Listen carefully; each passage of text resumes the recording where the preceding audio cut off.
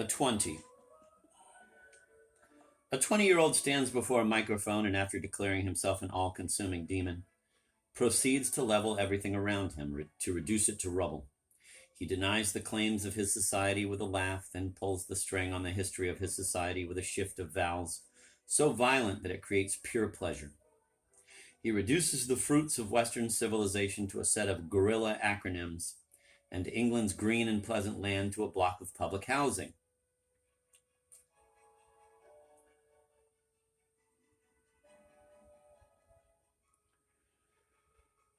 We have architecture that is so banal and destructive to the human spirit that walking to work is in itself a depressing experience.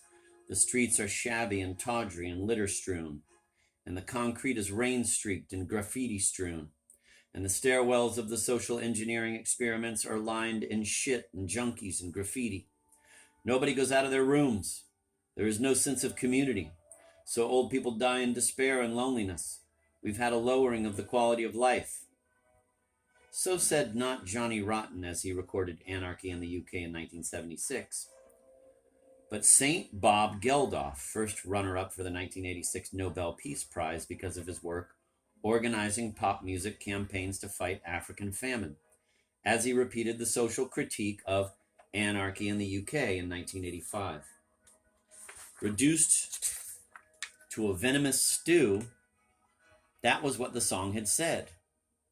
Except that as the Sex Pistols performed it, you heard not woe, but glee. Is this the MPLA? Or is this the UDA? Or is this the IRA? I thought it was the UK. Or just another country. Another council tenancy. It was the sound of the city collapsing and the measured, deliberate noise, words tumbling past each other so fast it was almost impossible to tell them apart. You could hear social facts begin to break up. When Johnny Rotten rolled his R's, it sounded as if his teeth had been ground down to points. This was a code that didn't have to be deciphered. Who knew what the MPLA was and who cared? It sounded like fun, wrecking the world. It felt like freedom.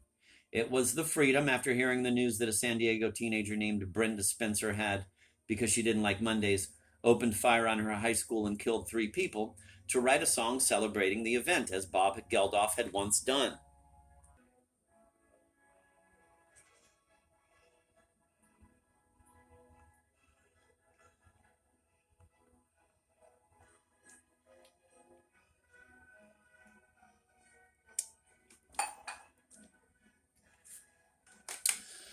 I Don't Like Mondays was a hit. In the United States, it might have made #1, save for Brenda Spencer's superseding right to a fair trial.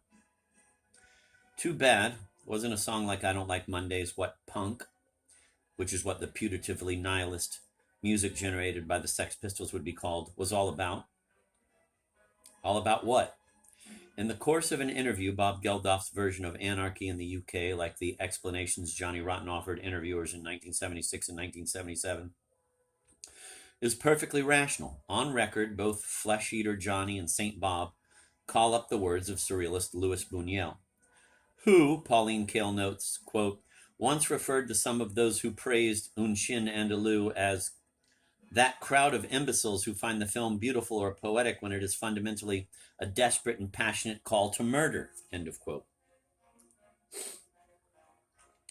It is a question of nihilism, and Anarchy in the UK, a fan might like to think, was something quite different, a negationist prank. Anarchy in the UK is a statement of self-rule, of ultimate independence, of do-it-yourself, said Sex Pistols manager Malcolm McLaren. And whatever that meant, do what yourself. It wasn't nihilism. Nihilism is the belief in nothing and the wish to become nothing. Oblivion is its ruling passion. Its best depiction is in Larry Clark's Tulsa, his photographic memoir of early 1960s youths spiking themselves to death with speed rather than becoming what they already look like. Local Charlie Starkweathers and Carol Fugates. Nihilism can find a voice in art, but never satisfaction. This isn't a play, Larry, one of Clark's needle buddies told him after he'd taken one too many pictures. This is real fucking life. So other people didn't think it was a play, Clark recalled years later, but I did, even though he'd been in it, using a shutter timer to shoot the blood running down his own arm. Nihilism means to close the world around its own self-consuming impulse. Negation is the act that would make itself evident to everyone that the world is not as it seems, but only when the act is so implicitly complete it leaves open the possibility that the world may be nothing, that nihilism as well as creation may occupy the suddenly cleared ground. The nihilist, no matter how many people he or she might kill, is always a solipsist. No one exists but the actor, and only the actor's motives are real. When the nihilist pulls the trigger, turns on the gas, sets the fire, hits the vein, the world ends. Negation is always political. It assumes the existence of other people, calls them into being.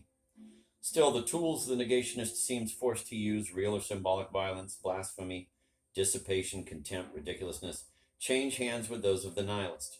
As a negation, Anarchy in the UK could be rationally translated in interviews seeking to prove that the world is not as it seems. The negationist recognizes that to others, the world is as it seems to be. But by the time of Holidays in the Sun, the Sex Pistols' fourth and last single, issued in October 1977, just a month short of a year after Anarchy in the UK, no such translations were offered or possible.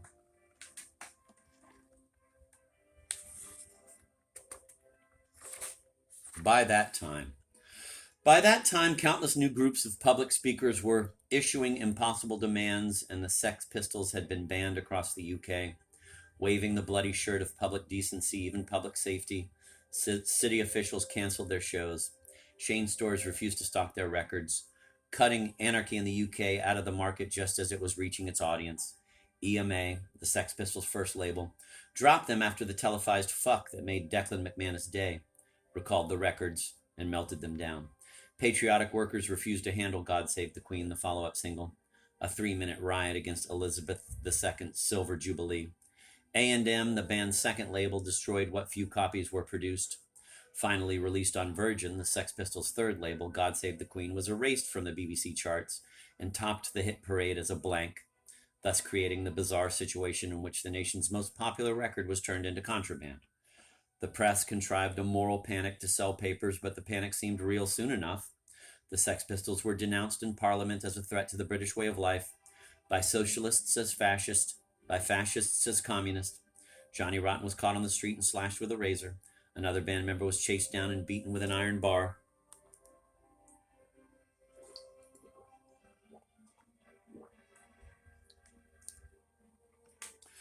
The group itself had become contraband in late 1975 when the Sex Pistols first appeared, crashing another band's concert and impersonating the opening act.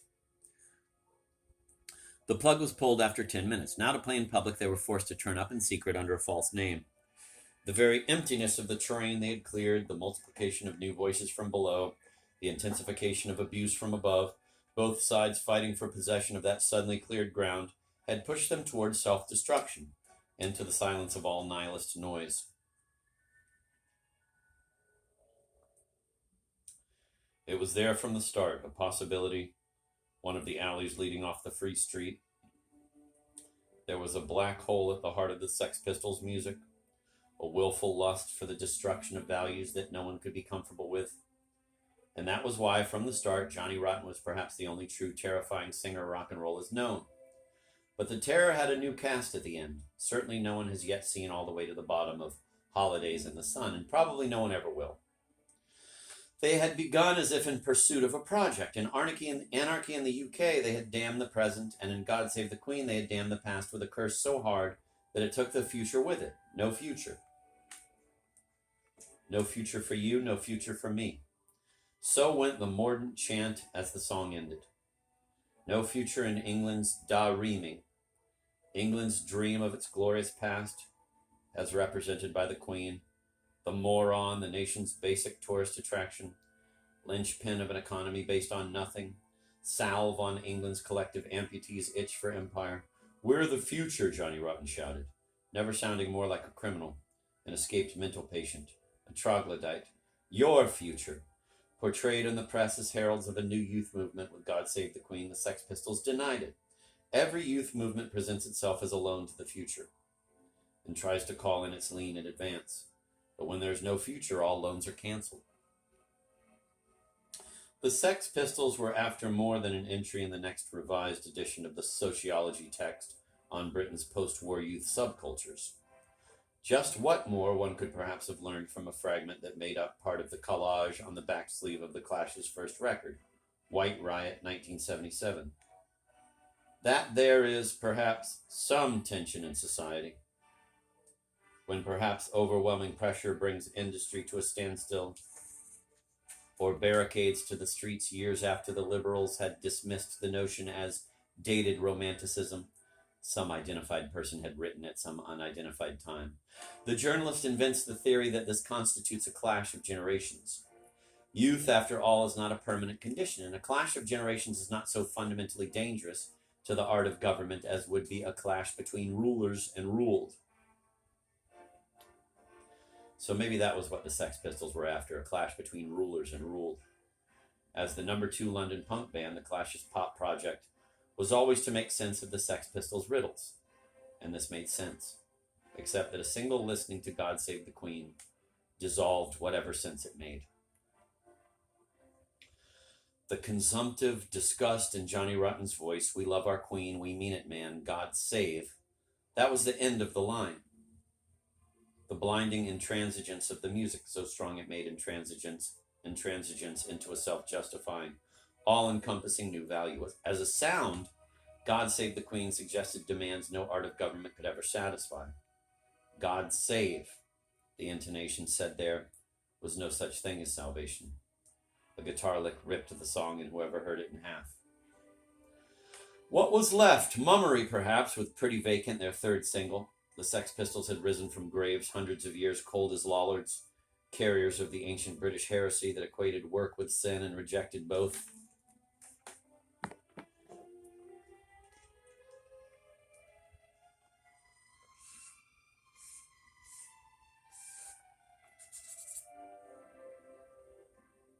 Work, the Bible said, was God's punishment for original sin. But that was not the Lollards' Bible. They said God was perfect. Men and women were God's creation. So therefore men and women were perfect and could not sin, save against their own perfect nature, by working, by surrendering their God-given autonomy to the rule of the great ones, to the lie that the world was made for other than one's perfect pleasure. It was a dangerous creed in the 14th century and a strange idea to find in a 20th century pop song. But there it was, and who knew what buried wishes it might speak for? We didn't know it would spread so fast, said Bernard Rhodes in 1975, one of Malcolm McLaren's co-conspirators at the Sex Boutique, later the manager of the Clash. We didn't have a manifesto, we didn't have a rule book, but we were hoping that. I was thinking of what I got from Jackie Wilson's Reek Petit, which was the first record I ever bought. I didn't need anyone to describe what it was all about. I knew it. I was listening to the radio in 75, and there was some expert blabbing on about how if things go on as they are, there will be 800,000 people unemployed by 1979. While another guy was saying if that happened, there'd be chaos. There'd be actual anarchy in the streets. That was the root of punk. One knew that.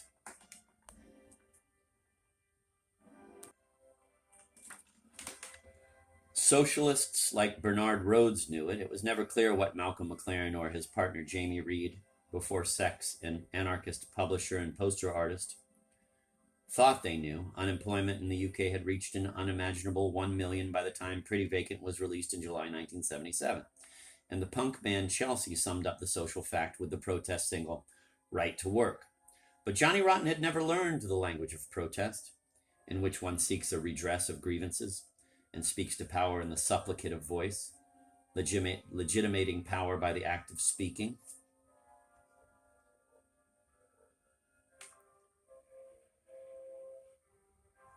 That was not what it was about. In Pretty Vacant, the Sex Pistols claimed the right not to work and the right to ignore all the values that went with it: perseverance, ambition, piety, frugality, honesty, and hope. The past that God invented work to pay for, the future that work was meant to build. Your God has gone away, Johnny Rotten had already sung on No Feelings, the flip side of the first abortive pressing of God Save the Queen. Be back another day. Compared to Rhodes' sociology, Johnny Rotten spoke in unknown tongues.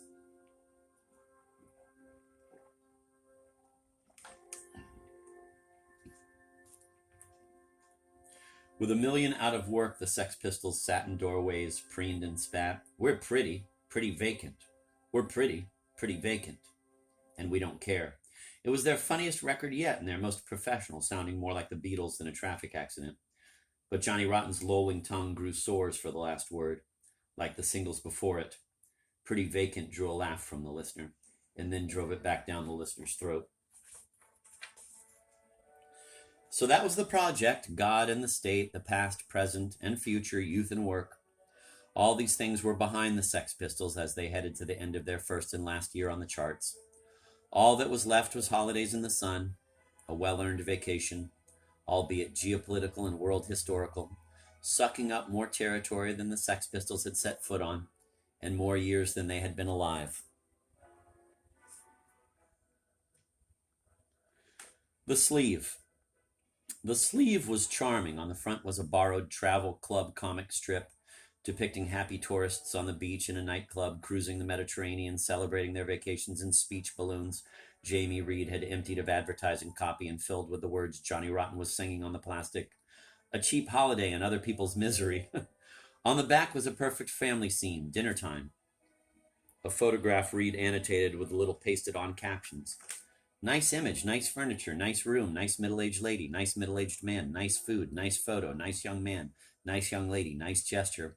The nice young man is holding the hand of the nice young lady. Nice little girl, she's sticking out her tongue, and even at the bottom, nice sleeve. I don't want a holiday in the sun, Johnny Rotten began. I want to go to the New Belsen. He went. Off he goes to Germany, the marching feet of package tour tourists behind him, drawn by the specter of the Nazi extermination camp that for the British serves as Auschwitz does for Americans, a symbol of modern evil. I want to see some history, he says, but history is out of reach. Now Belsen is not in Germany at all, but part of something called East Germany, less a place than an ideological construct, and so Johnny Rotten finds himself at the foot of the Berlin Wall, the ideological construct symbolizing the division between the two social systems that rule the world, a world that is more like it is now than it ever was before.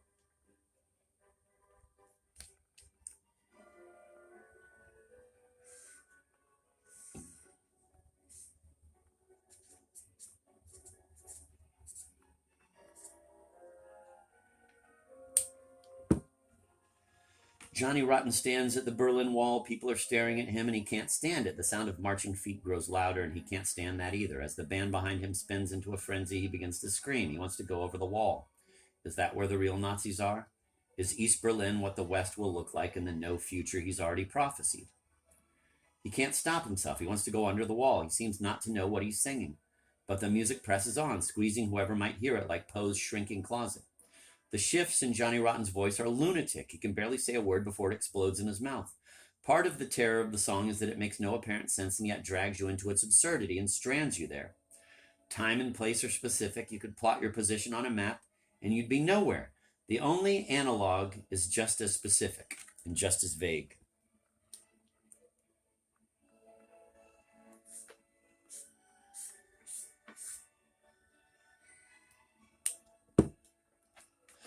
In 1924. In 1924, a 42-year-old North Carolina lawyer named Bascom Lamar Lunsford recorded a traditional ballad called I Wish I Was a Mole in the Ground.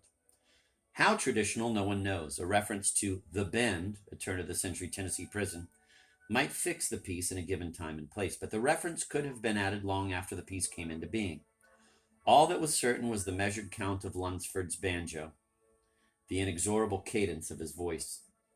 The song, the music said, predated whoever might sing it and would outlast whoever heard it.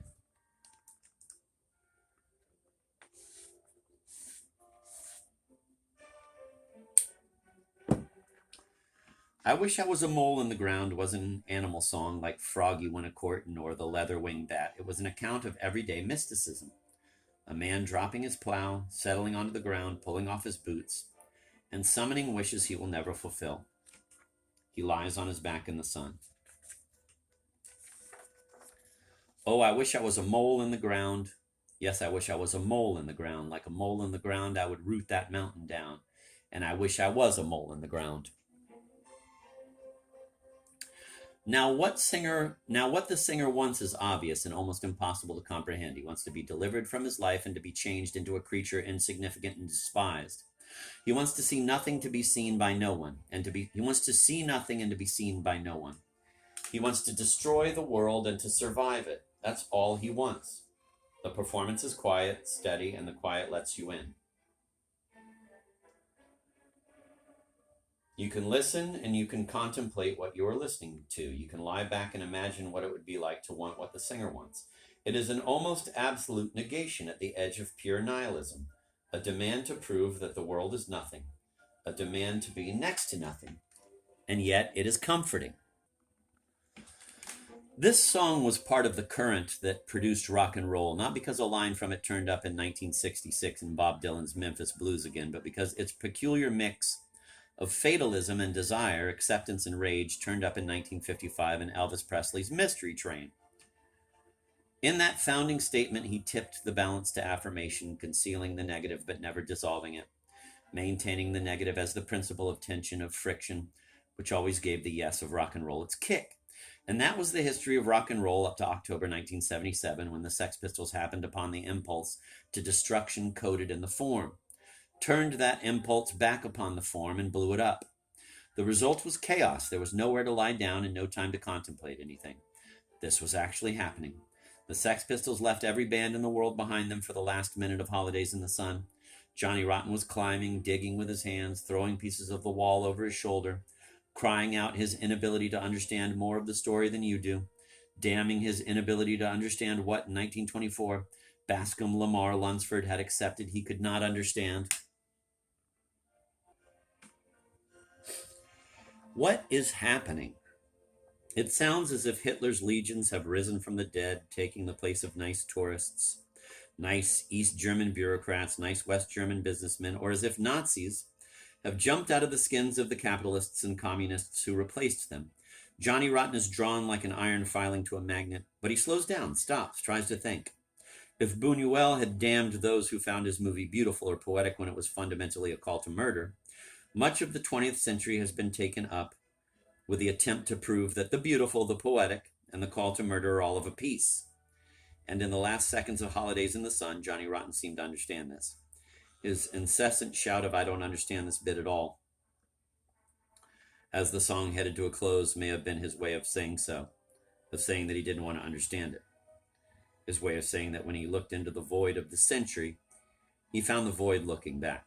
Johnny Rotten went through the wall. "Please don't be waiting for me," he said. The song ended. His aim, one can believe, was to take all the rage, intelligence, and strength in his being and then fling them at the world. To make the world notice, to make the world doubt its most cherished and unexamined beliefs, to make the world pay for its crimes in the coin of nightmare, and then to end the world symbolically if no other way was open. And that, for a moment, he did.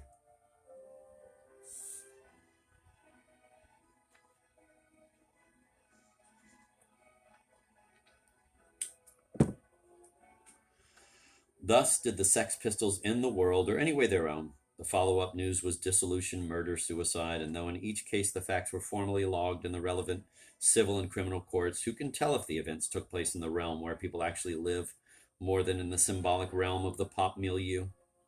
As a double, the nihilist holds the negationist's dope.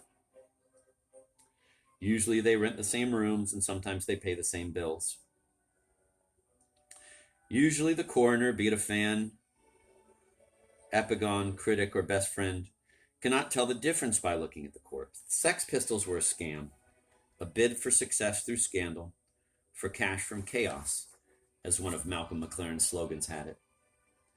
They were also a carefully constructed proof that the whole of received hegemonic propositions about the way the world was supposed to work comprised a fraud so complete and venal that it demanded to be destroyed beyond the powers of memory to recall its existence.